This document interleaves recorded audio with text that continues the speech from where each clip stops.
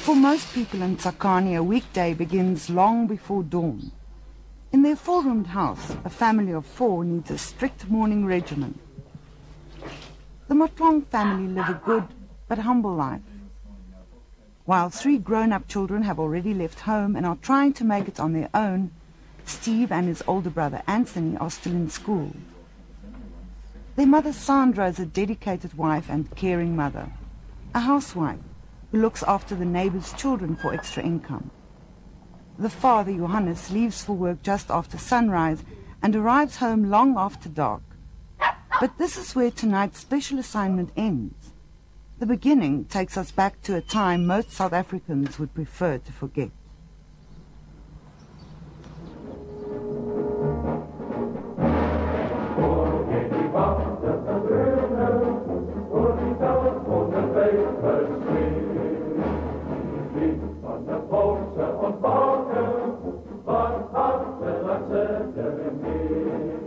En ons sal bly voortbestaan as ons die tekens gee dat ons wil voortgaan met die werk van die voortplanting en die behoud en die veredeling van die westerse beskawing en tradisies in hierdie suidpunt van Afrika.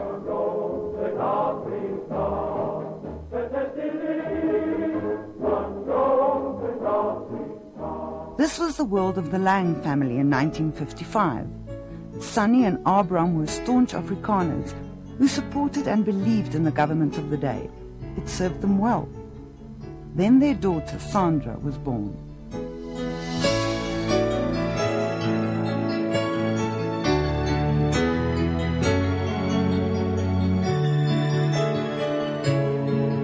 Unlike her older brother, Sandra was much darker than her parents, but it didn't seem to matter.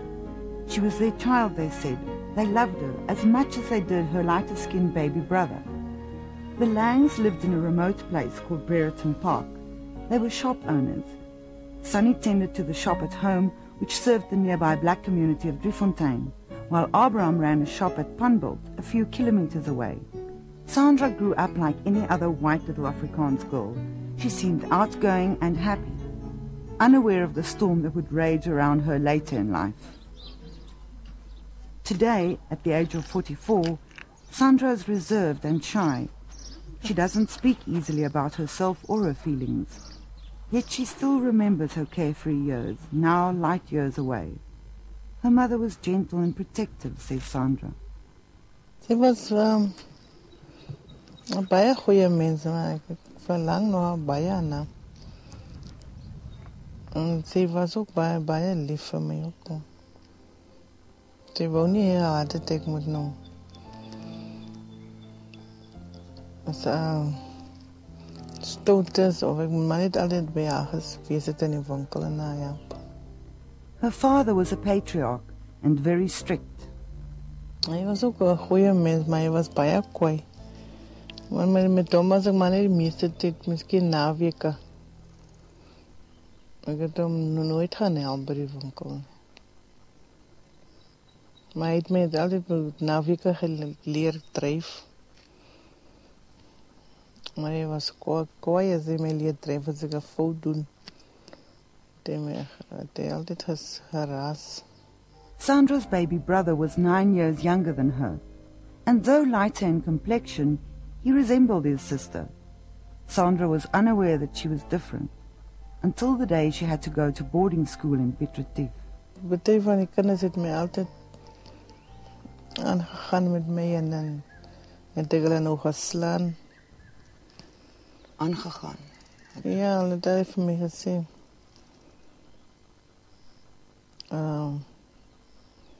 Ek is die wat soek ek by die school, saam met hulle by die school. Sandra made it to standard 2.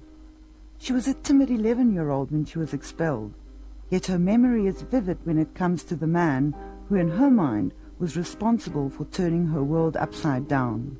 Daar roep meneer van Donder my. Toe gaan ek na sy kantoor toe sê vir my, ja, ek moet saam met die polisie gaan, my klere gaan pak by die koshuis. Toe vra ek vir hom nou hoekom, toe sê net vir my, ek mag hier skool loop. Mr. van Tonder was the head of the hostel, and served on the school committee at that time. Parents had petitioned the school to have Sandra expelled. The committee decided to refer her case to the Department of Home Affairs, where she was officially classified black. Callously, the administrator of the Transvaal authorized her expulsion, and interpretive laws were obeyed. En ons kos is toe gaan pak ek my klere en toe vat hulle my nou na my pa toe. Hy het nogal geskrik en hy was kwaad. Toe maak hy die winkel toe gaan vat hy my nou huis toe. My ma het ook geskrik toe by die huis kom, maar wat gaan aan nou? Hoekom is ek toe by die huis? Sy was ook hartseer. While Sandra's lighter-skinned younger brother was allowed to remain and finish school, she became homebound, with her father as educator. For 2 years, he battled with the authorities to have his isolated and dejected daughter reclassified white. Toe het my pa sak gemaak. Toe vat hulle nou bloedtoetse van my bloed, my pa en my ma se. Toe is die bloedtoetse, toe bewys die bloedtoetse dat ek as hulle kind. Toe is ek weer geklassifiseer as blank. Finally, when she could go back to a white school, she was accepted by a Roman Catholic school in Newcastle. But it was too late. Sandra had fallen behind in her schoolwork and struggled with English. The nuns were good to her, but being much older than the others in her class, she missed her friends back home. Ek het partykeer so anderster gevoel, want ek was gelukkiger as ek saam met soort mense was. At 15, Sandra ran away from home with a black man from Driefontein called Petrus Zwane. When last seen, she and Petrus had 2 children and were living in a so-called homeland. Her white family had severed all ties, and she had come to accept the black community, who in turn had accepted her. 25 years later, South Africa has no homeland and people are no longer classified on race. Yet Sandra remains haunted by her past. Hers is a history filled with loss, a struggle for survival with no time for reflection. Now Sandra embarked on a journey to revisit her past that would perhaps lay it to rest. Her only request was that her youngest son, Steve, accompany her. Ironically, Steve's 11, the same age Sandra was when her world of innocence started crumbling. The destination, Brereton Park. It was a misty morning when we arrived at what was once the home of the Laing family. Other people live there now, and what's left of the dwelling looks different. Yet the scene was picturesque, and the new occupants paid little attention to their visitors. They seemed accustomed to people stopping by, taking pictures and asking questions. Simon Malocha has lived in the house since Sandra's parents moved away. He told her he still remembered her as a little girl about Steve's size, and said the 2 of them were welcome to look around. Sandra's parents also had cattle, and she remembered how the young calves used to lick and suck her hands. Steve failed miserably to share her experience.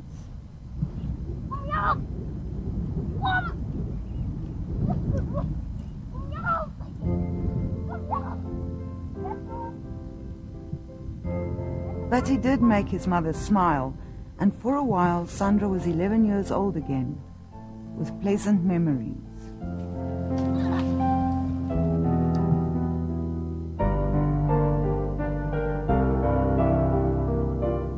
Her thoughts also went back to Petrus, the vegetable seller from Driefontein, whom she got to know at 13, before she was sent to the convent in Newcastle. Wat het jy maak van hom al? Ek het hom. Ek het maar net lief geraak vir hom. En toe het het maar uitgegaan. Wat my ouers nog nie geweet het. Ek my maat eerst uitgevind. Maar toe het sy nou met my geraas, maar toe sê sy vir my pa moet nie dit doen, die goed te hoor nie. Maar toe lyk my hy het uitgevind. Toe was hy baie kwaad vir my. Toen hy beloof hy gaan, as hy vir Petrus kry, gaan hy hom doodskiet. Toe het hy maar nie weer daar gekom, hy het maar deur die dag gekom as my pa nie daar is. Toe besluit ek en hy maar om te loop, saam te loop. Toe bel my ma vir my pa. Toe hy nou kom, toe sê hy wil die polisie bel. Toe sê my ma vir hom, ja, hy moet my hom los. Dink jy jou ma het jou verstaan? Ek dink so, sy het verstaan.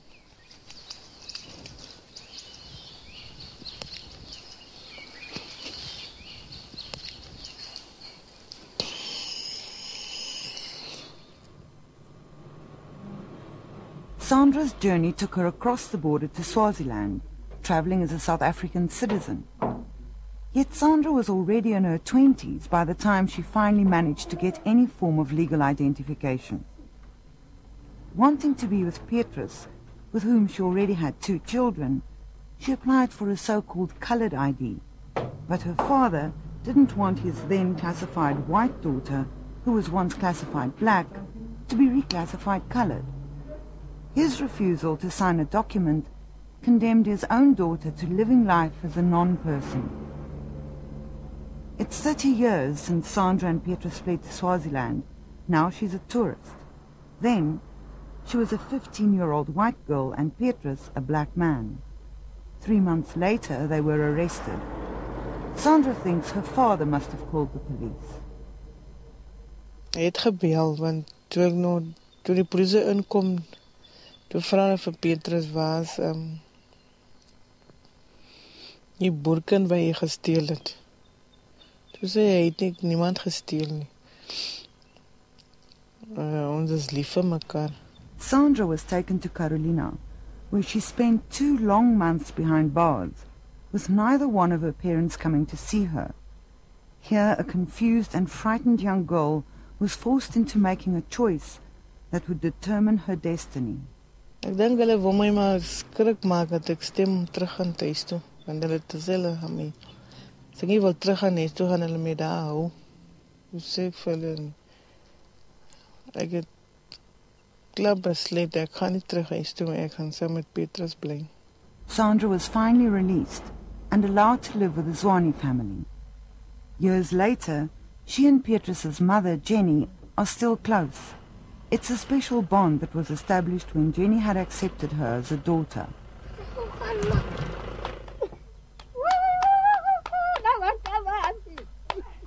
In turn, she accepted responsibility for helping Jenny to raise Petrus's children from a previous marriage. At 16, Sandra fell pregnant. Jenny helped her to give birth to a boy she named Henry. Elsie was born a year later.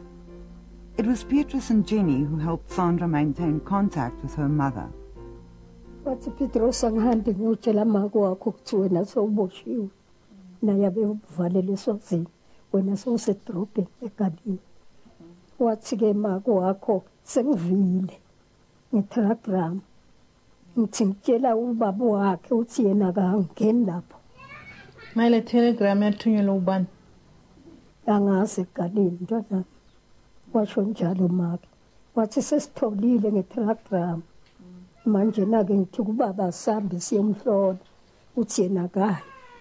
Manje nami ngiboshwe ngumthetho wekwenda ukuthi into engayenza. Wathi-ke ngiyacela nedi naphumile ungibhasobhele.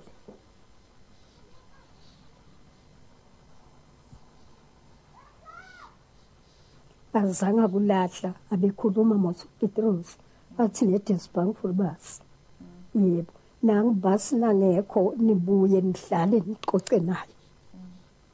Nalezi sikhathi bengivama kuya kumama wami ngize nempahla for abojoki botina. Nami. Nanje likhona lokho lo waliphatha kumake lula. Yolikhona sis. Sandra secretly paid short visits to her mother and was able to show her both Henry and Elsie. She saw her mother during the day when her father was at his shop in Ponbult. But after the Langs moved to Pongola, her parents worked side by side which made secret visits impossible. Sandra never saw her mother again. Ek dink maar sy was bang vir my pa, man, want hy het vir my gesê, as hy my kan kry, gaan hy my doodskiet. En skiet hy homself dood. Sy wou nog nie, hy moet nog zoiets aanvang. Het kon nie vir haar maklik gewees het. My pa was maar net kwaad, omdat ek nog weggeloop het met een swart man. Wat wou hy gehad het? Ek wou gehad dat ek moet met een blanke uitgaan in Toro. Sy kon? Ek sou nie kon.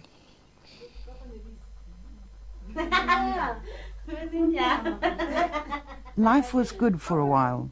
She and Petrus had a shop in Chakastad and did well. But after their third baby died, Petrus started drinking. He became violent and abusive. Eventually, Sandra had no choice but to leave, for her children's sake. Petrus died a few years later, and for the past 20 years, Sandra has blamed herself for leaving him and his mother. Sandra, now needing to release those feelings of guilt and loss, for the first time told Jenny why and how she left. Without any legal documents, and with only the clothes on their back, she and her children moved to the East Rand. Here she became seriously ill, and with a heavy heart, she unselfishly turned to the welfare for help. Hulle was by 'n ander plek. Hulle nog nie pleegmoeder gekry vir hulle. Het was so by 'n plek wat hulle welzijnkinders beperken. Wat tot hulle pleegmoeders kry. Maar gelukkig toe kry hulle nou die auntie van Bosberg. Henry and Elsie eventually did get to live with their mother again. Today they are happy, well-adjusted adults who are close to their mother and her husband, Johannes Matlong. They respect their mother and are grateful for the sacrifices she made. Sandra seems contented and determined to give her children the sense of acceptance and belonging she was denied. Ek had niemand doen. Want ek is nou gelukkig, want my kinders is by my. Hulle is groot. En ek het daarom iemand gekry wat my oppas, wat baie stil is. So it's all right now. Daarom beter as tyd. But Sandra still had to embark on the most difficult part of her journey. This road led to Piet Retief and her estranged family, the root cause of her rejection as child and the guilt she still bears. Nearly 20 years ago in Pongola, Abraham Laing did acknowledge that Sandra was their daughter, but he refused to discuss her. Sunny said she no longer saw her because her husband wouldn't allow her. Her face revealed years of anguish. Only a mother suffers when a child is lost. Sandra last heard from her mother more than 10 years ago when her father died. Some money and a 2-page letter without a returning address. Sunny is still alive but elderly and fragile and has suffered 3 strokes. Abraham lies buried in Pretoria. Both her brothers made it clear that they'd prefer not to see her. She has made her own bed, they said, and they'd rather leave the past alone. They also felt it best for their ailing mother not to hear from or see her daughter. The shock might kill her. And so Sandra, the little girl who once epitomized the absurdity and injustice of apartheid, remains barred from her family, with a self-appointed burden of guilt. Ek verlang hulle baie en ek wil verskoning sê. Ek is baie jammer omdat ek geloop het van die huis af. Ek moes by die huis geloop het. Ek was nie gelukkig nie, man. Ek moet my ma sien, want ek hoor sy is baie siek. Miskien as ek haar kan sien, dan sal ek aangaan met my lewe. Since then, new light has been thrown on the subject of Sandra Laing. Mr. Willie Meyer, who was the family's elder in the Dutch Reformed Church at the time Sandra was enrolled at Piet Retief Primary, said he foresaw trouble and managed to convince the government to accept Sandra in a so-called international school in Pretoria, a school especially designed for the children of foreign diplomats. School fees and boarding costs would have been set aside. But when Mr. Meyer gave Sandra's father the good news, Abraham Laing defiantly rejected the offer. For reasons of his own, he insisted that his daughter remain in Piet Retief.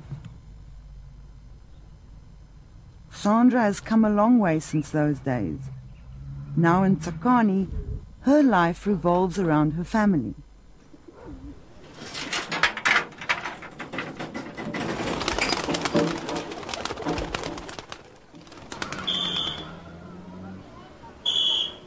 Back in Piet Retief, the primary school has undergone a metamorphosis. Though the Afrikaans classes are no different, the English classes are happily mixed. The children prefer to be educated in English, explained the principal, Mr. Piet Ruet. We had to make some changes. The staff had to make some changes. We decided that we were going to meet those head-on. Coming from a conservative background, etc. And now all of a sudden we have a dual medium school with three, four cultures in the school without really being prepared for this. And the challenge is obviously now to try and make it worthwhile for everybody and to make it succeed. Judging by the children, and specifically those now living in the hostel, the school has come a long way in meeting its challenge.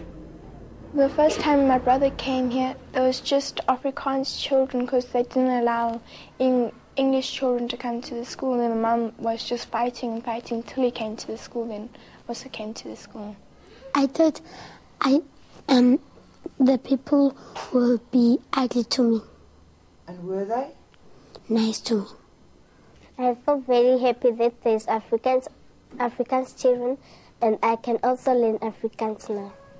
Mixing colors is not so bad. It's just that it doesn't matter if you mix colors. It won't harm your family or anything as long as you join in the party.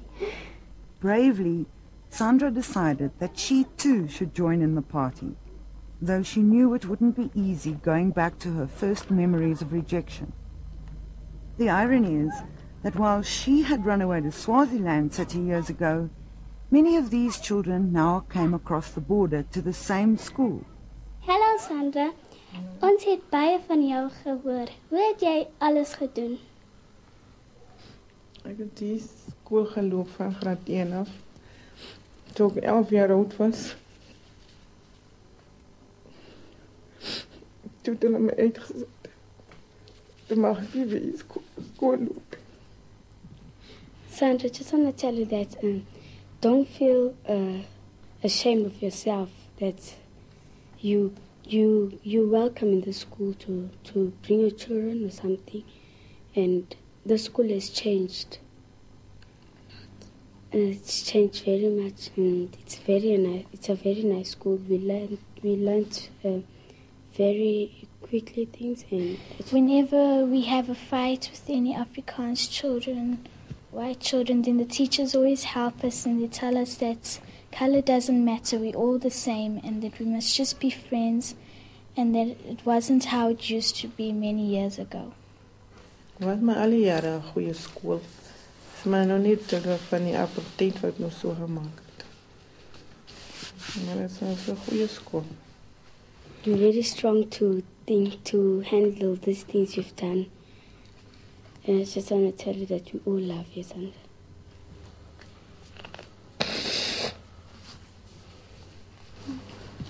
Sandra, ons wil net iets sê vir jou. Goed in hierdie wêreld change. And long-term things have been changed, and next time we will carry the world. Try and make it more happier. Ek is maar net hartseer omdat ek nou vir julle gesien het en ek was hele ouderdom toe ek uitgesit is. Maar dit is nou alright. Ek het nou my getrouwd en ek het my eie huis en kinders. Alles is nou weg.